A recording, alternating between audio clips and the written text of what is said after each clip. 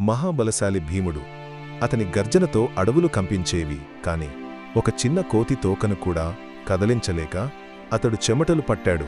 ఆ కోతి అసలు ఎవరు?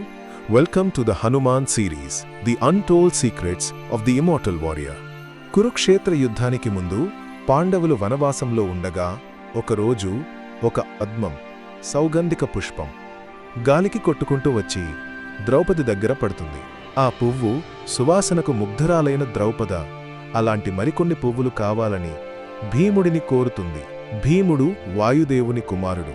అపార బలం, అహంకారం కూడా కొంచెం ఎక్కువే.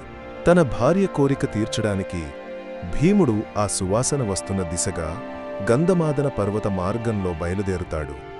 మార్గమధ్యంలో ఒక వృద్ధకోతి తన తోకను మార్గం మధ్యలో వేసి పడుకుంది. భీముడు కోపంగా, "ఓ కోతి, మార్గం విడిచిపెట్టు" అన్నాడు. ఆ వానరం వినయంగా, "నాయనా, నేను ముసలివాడిని, కదలలేను. కావాలంటే నా తోకను పక్కకు జరిపివెళ్ళు" అని చెబుతుంది. భీముడు హేళనగా నవ్వి ఒక చేత్తో తోకను లేపేందుకు ప్రయత్నించాడు. కదల్లేదు. 2 చేతులతో లాగాడు. ఇంకా కదల్లేదు. తన పూర్తి బలం ఉపయోగించాడు. కాని ఆ తోక కదలలేదు. అప్పుడు భీముడి గర్వం కరిగిపోయింది. వినయంగా అడిగాడు, "మీరెవరు?"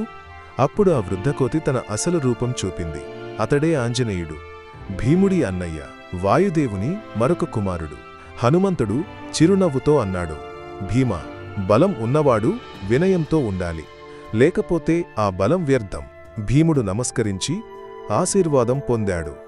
ఆ రోజునుంచి భీముడు తన అహంకారాన్ని విడిచాడు. మీకు ఈ కథ నచ్చితే కామెంట్స్లో "జై హనుమాన్" అని టైప్ చేయండి.